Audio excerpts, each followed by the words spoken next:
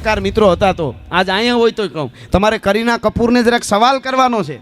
અમે તો કરી છીએ પ્રોગ્રામમાં, તમારા દીકરાનું તારા દીકરાનું નામ તું તે લગ્ન કર્યા એ કાંઈ વાંધો નહીં તું તારે, પણ તારા દીકરાનું નામ તૈમૂર રાખ્યું છે તો તૈમૂરને વાંચીને રાખ્યું છે. એ તો આપણને એટલી તો ખબર પડે કે એ તૈમૂરને જાણતી છે. તૈમૂર કોણ હતો? 5 વર્ષના બાળકને ભાલું આમ મારી પેટમાં ઘુકાવી જીવતા અને માથે બાળક લટકે અને એ બાળકની રાડ બંધ ન થાય ત્યાં સુધી રાખવાનું. છેલ્લે બાળક મરી જાય પછી બાળકને કાઢીને કે બીજું લાવો, મને મજા આવે છે. 18 વર્ષની દીકરીઓ 12 વર્ષની દીકરીઓ એને ડબલ ભાલાવાળાને કે ભરાવો જીવતીને પેટમાં, એક આ છાતી એક નીચે ભાલું મારીને જીવતી આમ ટીંગાડવાની. એની રાડ્યું થાય, શ્વાસ બંધ થાય ત્યાં સુધી જોવાનો. તૈમૂર લાંગને મજા આવે એવા. હવે શું આને કોઈ ઉપમા જ ન હોય, રાક્ષસો હતા એમાંય ફેર હતો. હવે એવા જે નરાધમો હોય અને એના નામ ભારતમાં એના કોઈ નામ દેવા દે છતાંય ખુશીથી રહેવા દે અને સિક્યુરિટી આપે, એ મારી ભારત માતા જ હાચવે, નકર તમારા જેવા ગોરખોદિયાને ગટરમાં નાખી દે. આ જાહેરમાં કહું છું. તમે શું વિચારીને તમે એમ કે આ તૈમૂર લાંગ થઈને પાછો સેના હું લે?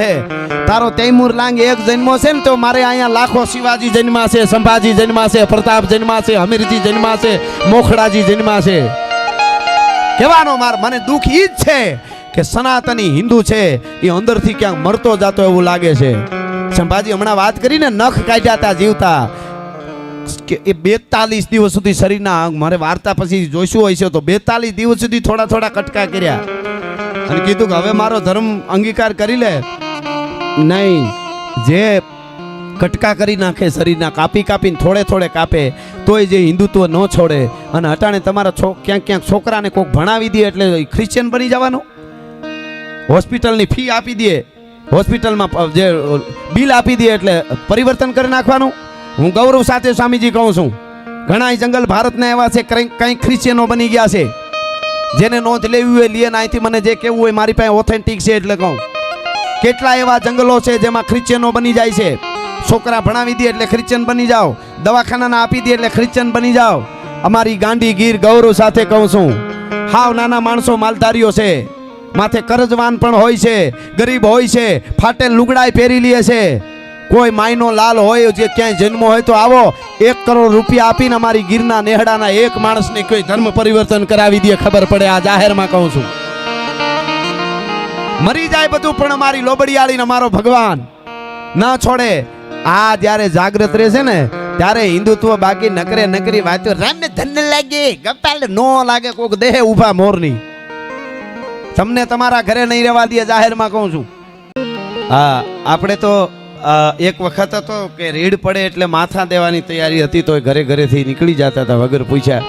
આજે સારું આપણને આપ્યું હોય તો સનાતન માટે કામ કરીએ અને સનાતનને છોડીને દવાખાનાને કારણે શિક્ષણને કારણે ક્રિશ્ચિયનો ન બની જાય, બીજા ધર્મમાં ન વયા જાય, એટલું જ ધ્યાન રાખવાનું છે. આજે માથા દેવાની કોઈ જરૂર નથી, માથા દેવાવાળા દઈને વયા ગયા છે, આપણે ખાલી એને યાદ કરવાના છે. એટલે આ માવડિયું ઘણા બેઠા છે, ઘણી સંખ્યામાં બહેનોની આ જ મજા છે. જો નાસ્તો કરવા ગયા ને પાછા બધાય ગોઠવાઈ ગયા, એક કોઈ બેન આમ આટા નથી મારતા. બહેનોમાં ને કીડીઓમાં હરખો હંપ હોય.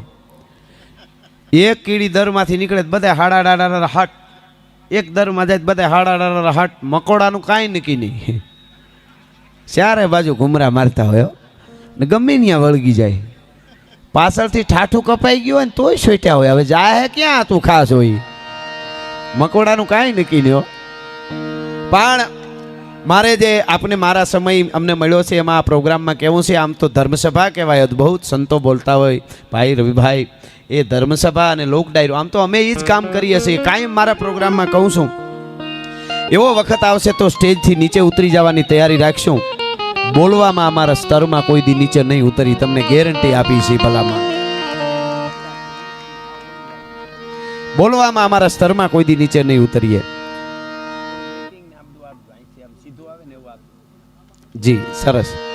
એટલે મારે જે આપણે કહેવું છે અહીંયાથી, યુવા ધન આજે અમને ખૂબ સાંભળે છે. લોક સાહિત્ય એટલે 6 મહિના સુધી ઝવેરચંદ મેઘાણી એમ કહે છે કે માનું ધાવણ જેટલું ગણ કરે છે બાળકને, એટલું લોક સાહિત્ય જીવનમાં ગણ કરે છે, જેને જીવવું એના માટે આજના યુગમાં બહુ જરૂરી છે.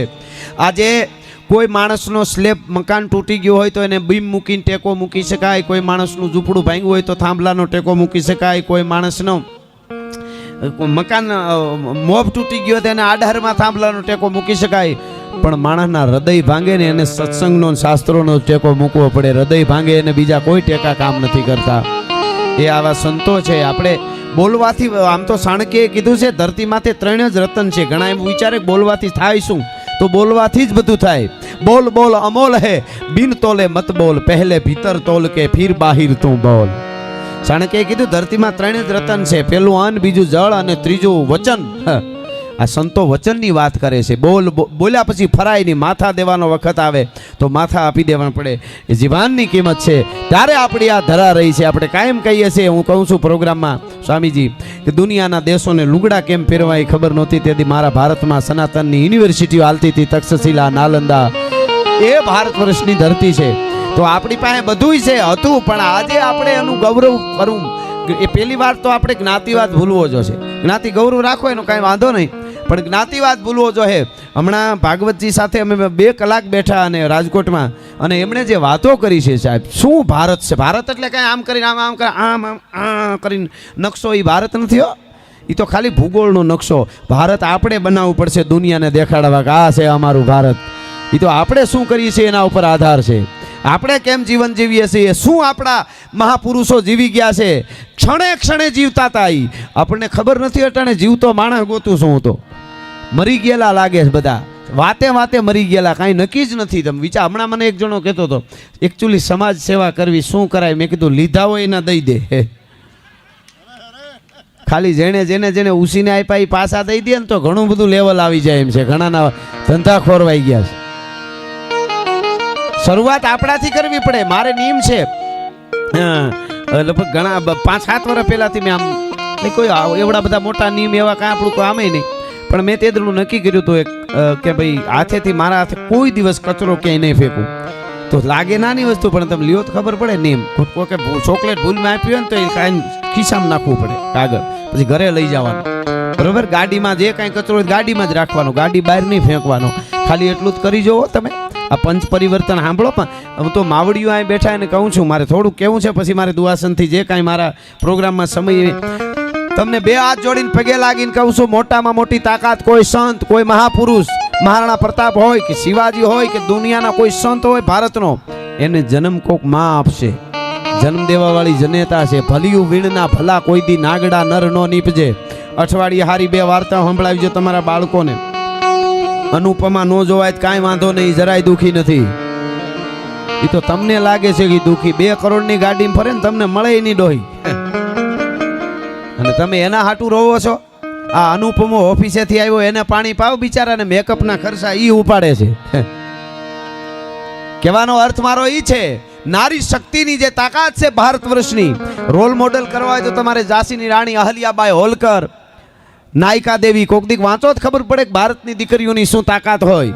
સરસ્વતી રાજામણી, દુર્ગાવતી, દુર્ગા ભાભી તરીકે જે ઓળખાય છે, નીરા આર્યા, વાંચો તો ખબર પડે કે દીકરીઓ આ દેશની કેવી હોય. અંગ પ્રદર્શન કરવા. હમણાં નવરાત્રી આવશે પાછી 6 મહિના પછી કે 7-8 મહિના પછી. અત્યારેથી કહી દઉં છું, જેની દીકરી કોઈ પણ જગ્યાએ ગરબા ગાવા જતી હોય, આપણી બેન દીકરી, એ ઉઠી સ્નાન કરી અને હાંજે ગરબામાં જવા ટાણે નાઈ ધોઈ સ્નાન કરી, માતાજી પાસે દીવો કરીને દુર્ગાની 2 માળા કરી, અને આમ અંદરથી આમ તમને આમ ફિલિંગ આવી જાય કે નહીં આ ઉપાસનામાં જાય છે, તો જ ગરબા ગાવા જવા દેજો, નકર ઘરે રમાડ લેજો ગરબે.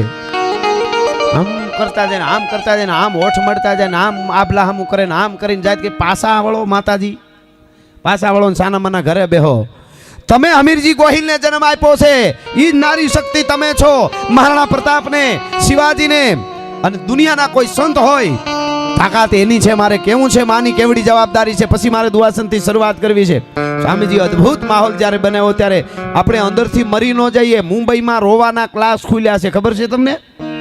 2 કલાક રોવા જવાનું, હામાં પૈસા ભરીને, કાળા બોકા દેવાના, ગધેડો ભોગતો હોય એમ. હા, નાકમાં હેડા નીહરી જાય. કોકે પૂછ્યું કે આ શું કામે, તો કે એકચ્યુઅલી ડિપ્રેશન મુક્ત થવા માટે આ બહુ સરસ છે. આપણને વિચાર થાય, અરે તમને કરડે કાળોતરો. આમ ડિપ્રેશન મુક્ત કરવા માટે તમારે 2 કલાક ઢાઢું દેવી પડતી હોય, હામાં રૂપિયા દઈને.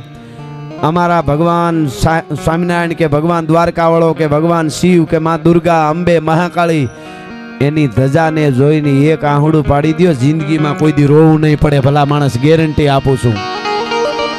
શું વાત કરો છો? શું ભારત વર્ષની તાકાત હતી? આજે આપણે વાતો કરીએ છીએ, એક વર્ષમાં ભારતમાંથી એક વર્ષમાં 5 લાખ તો દીકરીઓ ગુમ થાય છે. શું મારે વધારે તમને કહેવું? કયું ભારત ને કયું મેરા ભારત મહાન વાતો કરીએ છીએ.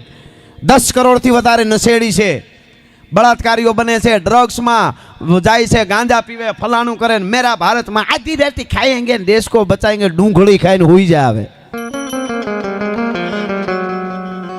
કોથમેરીની પૂળી બાંધી હોય એવું ઇન્સેટ માર્યું હોય, માવો સોળીને આમ 2 કટકા લઈને મોઢા માંડ મોઢું ખુલ્યા એટલું. અને પછી કે દેશ માટે કંઈક કરવું છે, શાકભાજી લઈને ઘેરે હોયો જા. દેશ માટે એમ ન થાય. તુણ જેમ લંગરા બંધ નાખે તરોડ, મધ જરા કંદ નાખે મરોડ. સાંભળો, આ કવિતા છે, આ કોઈ ખોટી વાત નથી કરી. ભારતનો યુવાન કેવો હતો? તૃણ જેમ લંગરા બંધ નાખે તરોડ, ત્રણ ખલાની જેમ લોટાની હાંકડું તોડી નાખતા, અને મધ જરા કંદ નાખે મરોડ. એક કોણીની મચક મારી અને હાથીના કુંભાસળને ભાંગી નાખે. એવા મહાપુરુષો ભારતની ધરતીમાં જન્મા. તે મીટ નહોતી મંડાતી ભારતની હામી. 2025 વર્ષમાં અહિંસાની વાત લઈને નીકળ્યા ને. અહિંસા કયો છો કોને તમે? આને તમે અહિંસા કહેશો? કરોડો લોકો નશામાં મરે, બેનું દીકરીઓ રોતી હોય, એક્સિડન્ટમાં બાઇક લઈને ઘરે નીકળી જાય. સહી યાર, તું તો બતડું લ્યો કર ભેળું. અને આ કઈ અહિંસા એટલે શું સાહેબ? અહિંસા એટલે સર્વસ્વ શાંતિ હોવી જોઈએ. અહિંસા ક્યાં છે અત્યારે ખબર? ચાઇનામાં. અહિંસા જાપાનમાં છે. ગુનો કર્યો થઈ કે લટકાયો નથી ફાંસી. આપણા દેશ જેવો આઝાદ દેશ દુનિયામાં કોઈ નથી. ફરવું હોય ત્યાં ફરી લેજો. અને હજી જો આપણે સુખી ન હોય, મને શું મળ્યું નહીં, શું દીધું ભારત માટે, એ વિચારવું પડશે આપણે. આપણે સવારમાં ઉઠીને સીધા જ મને શું ન આપ્યું, હું કઈ ઓલે શું કહેવાય સ્કીમમાં મને ન લીધો, મને શું ન આપ્યું, મને આ આપો. અરે તને ભગવાને આવું શરીર આપ્યું, મનુષ્ય દેહ હિંગોળ મળ્યો છે, તો પ્રભુનો શું ઉપકાર નથી? આપણે દેવાનું છે રાષ્ટ્રને. બાજી રાઉત 12 વર્ષનો એક છોકરો, આ તો યાદ આવ્યું એટલે મારી પાસે કથાઓ ચારે બાજુ ધક્કા મારે છે. સ્વામીજી, હું મારા પ્રોગ્રામમાં કહેતો હું 24 કલાક પીધેલો જોઉં છું. મને કોઈ એમ કહે કે શું પીધેલો? મેં કીધું મેં ચંદ્રશેખર આઝાદને પીધો, ભગતસિંહને પીધો, મહારાણા પ્રતાપને પીધો, શિવાજીને પીધો, દેવાજ બોદરને પીધો. એટલા બધા નશા ચડી ગયા, બીજા નશાની જરૂર નથી. ચા પીતો તો બહુ, મારા વિડીયો બધા જોયા છે, લગભગ 2 વર્ષ થઈ ગયા. એટલે મને વિચાર થયો બીજું કાંઈ વ્યસન નહીં, ચા પીવું છું. કાલે કોઈ કહે એ નશો કહેવાય, મૂકી દીધી. નથી પીવી, શું ફેર પડે સાહેબ? એકવાર નહીં એટલે નહીં, વ્યસન તરીકે તો નહીં જ. શું માણસ, આપણે આપણું મન આપણને કાબુમાં રાખે. આ યોગીનો દેશ છે. યોગી એટલે શિવ, યોગેશ્વર એટલે કૃષ્ણ, અને માતાજીને આપણે જોગણી, દેશી ભાષામાં કહીએ જોગણી એટલે યોગીની. યોગ મનને સ્થિર રાખવું. ભારતીય પરંપરા, ઋષિ પરંપરા, સંત પરંપરા. મનને બેસાડી દો, શરીરને તોડી નાખો. 18 વર્ષનો થાય તો એકચ્યુઅલી મને એકલાથી ન થાય. અરર, આપણને એમ થાય શું આને દેવું. હમણાં સ્વામીજીએ યાદી કરી, સંભાજીને વાંચો. સંભાજીને કોઈ દી વાંચો તો ખબર પડે. 14 વર્ષની ઉંમરે તો એણે 6 તો પુસ્તકો લખી નાખ્યા હતા. કેટલા પ્રકારની કલાઓ એને આવડતી હતી 14 વર્ષની ઉંમરે. અને આપણે અત્યારે આવું જ કરવાનું, માલે મિલી જાવ. એકવાર નપાસ થાય, તું મરેલું જ જન્મું છો બેટા, હું મરવાનું. 12 વર્ષનો બાજીરાવ ઓડિશામાં ખારવાનો એક છોકરો નાવડામાં બેઠો હતો. ખાલી આ વાત આવી એટલે પછી મારે દુઆસનથી શરૂઆત કરવી છે આપને. પણ અહીં બેઠા છો બધા એટલે અંદરના કોઈક મહાપુરુષને જગાડો. દરેકની અંદર રામ બેઠો છે. આપણે ગાઈ છે ને, રામ આએંગે તો અંગના સજાએંગે. અંદર જ બેઠો છે, પણ જગાડવો પડે તો થાય. બાજી રાઉત અને ગામ ઉપર અંગ્રેજ પોલીસે હુમલો કર્યો. ગામે આર યા પારનું નક્કી કરી લીધું કે હવે અમે મારી નાખશે અંગ્રેજો, બંદૂકે દઈ દે. આખું ગામ વસ્તું કેટલાને વીંધી નાખ્યા. અને પછી ગામ વિફર્યું અને અંગ્રેજ પોલીસને થયું કે આપણે બધાય ગયા. દારૂ ગોળો ખૂટી ગયો, ત્યાં સુધી તો મર્યા, શહીદ થયા. એનાથી ડબલ વધ્યા. એનું શું? અને ભૂંડાઈના મારવા માંડ્યા અંગ્રેજોને. ભાગી અંગ્રેજ પોલીસ. નાવડામાં, નદીના પ્રવાહમાં નાવડું બાંધેલું આમ કાંઠે ઝાડ સાથે, અને 2-5 છોકરા રમતા હતા. બાજી રાઉત કરીને એક છોકરો 12 વર્ષનો નાવડામાં બેઠો હતો. અંગ્રેજો આવીને કીધું જલ્દી કર, જલ્દી છોડ, અમને સામે કાંઠે પુગાડ, અમને કામ આવે. તો કે પગ ન મૂકતા મારા નાવડામાં. તમે અમારા દુશ્મનો છો ને મારા નાવડામાં બેહવા દઉં? ઘડીક વાર કીધું, ન કીધું, ભડાકે દીધો 12 વર્ષના બાળકને. કોક દીક જે નીકળી પડ્યા છે ને નાચવાને એન્જોય કરવાને કેજો આ જીને કે હે 4 દિન બાકી હે બેકાર દિન કુંડાળા કાઢવા નહીં હારું કરવા 4 દિન હોય તો 12 વર્ષના છોકરાએ કીધું કે નાવડામાં ન પગ મૂકતા અને અંગ્રેજ છેટ પૂગ્યા પાણોનો ઘા કર્યો પાણો માર્યો એક અંગ્રેજના કપાળ ફોડ્યું અને અંગ્રેજે ગોળી ચલાવી ધડ ધડ 12 વર્ષના છોકરાને હામી કાળા નારસાવાળી નાગણી છૂટે તઈ ખબર પડે કે મોત કોને કહેવાય 2 ગોળી મારી ઢળી પીડ્યો નાવડામાં ઇન્કલાબ જિંદાબાદ વંદે માતરમ કરીને ઢળી પીડ્યો મરતા મરતા કાતો પીડ્યો તો લોઢાનો બાજુમાં કાતો હોય ને માછલા કાપવાનો જે હશે તે ઈ કાતો આમ લઈ અને નાવડો હતો એના માથે આમ માર્યું એટલે નાવડું વેતું થઈ ગયું પોતે નાવડામાં ઢળી પીડ્યો પણ જીવતો હતો ત્યાં સુધી અંગ્રેજને નાવડામાં પગ નો મૂકવા દીધો 12 વર્ષનો બાજી રાઉત આને વાંચો છોકરાને કેજો કે આ કથાઓ છે આપણી નકરા ડિપ્રેશન એવડા છોકરા ન કરવાના ધંધા કરે છે ડ્રગ્સ લે છે ગાંજા પીવે છે જે મને વિચાર થાય જે ઉંમરમાં અમે ધ્રુબકા મારતા ઝાડવે સડીને નાવા માટે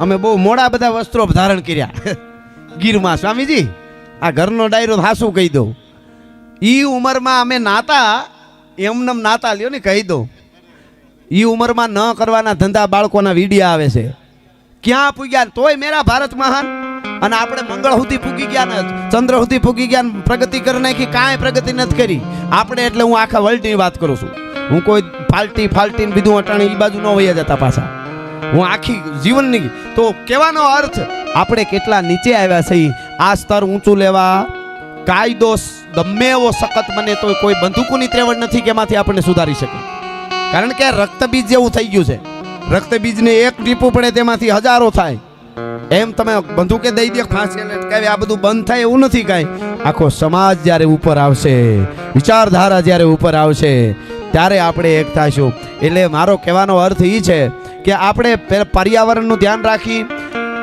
કોઈ ફ્લેટમાં રહેતા હોય ને એને પૂરી એના પાસે વ્યવસ્થા ન હોય તો ઢોર રાખવું અઘરું છે અમે રાખ્યા અમને ખબર છે હું ગીરમાંથી આવું છું એટલે બધાય એનાથી ન રહી એનો વાંધો નહીં પણ જેને થોડું કંઈ માતાજી આપ્યું હોય થોડુંક નાનકડું ફાર્મ થઈ જાય કે થોડુંક મોટું ફળિયું થાય તો એક ગાય બાંધજો ગાયનું દૂધ ખાવાની શરૂઆત કરીશું અત્યારે ઝેર પકડાય દૂધમાં જોયું ને મેં હમણાં ક્યાંક કીધું તું ને આજે કહી દઉં આમનામ પેસ્ટિસાઇડ વાળું ને આમનામ દૂધ બધું આપણે ડુપ્લિકેટ ખાધા કર્યા તો 10 વર્ષ તો મને વધારે લાગે છે સ્વામીજી છતાંય કહી દઉં 10 વર્ષ પછી 7 માણસનું કુટુંબ હશે ઘરમાં અને કોઈ માણસ એને મહેમાન થશે એને એમની વિક્રમભાઈ અને કોઈ એટલે તરત મહેમાન પેલું એ પૂછશે કેટલા સભ્યો તમારા ઘરમાં કુટુંબમાં કેટલા જણા એમ તો કે એકચ્યુઅલી 7 જણા સરસ સારું કેટલાને કેન્સર છે એકે 4 જણાને છે તો માતાજીની ભગવાનની દયા કહેવાય 3 ને નથી લે સારું આવું 10 વર્ષ હજી નહીં થાય પછી થાય ઘરમાં 3 જણાને કેન્સર નહીં હોય તો માતાજીની ભગવાનની દયા છે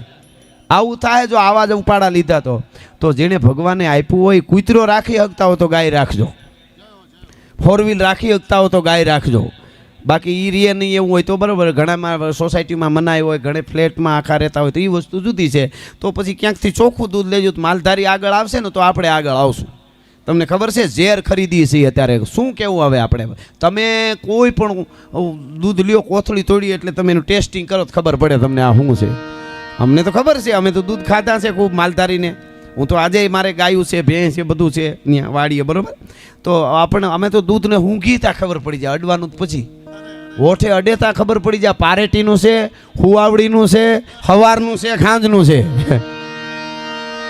ઈ ખબર પડી જાય અમને પણ મને દયા આવે સુખી માણસો ઉપર સ્વામીજી મને બહુ દયા આવે જેટલા ઊંચા એટલું ઊંચું દૂધ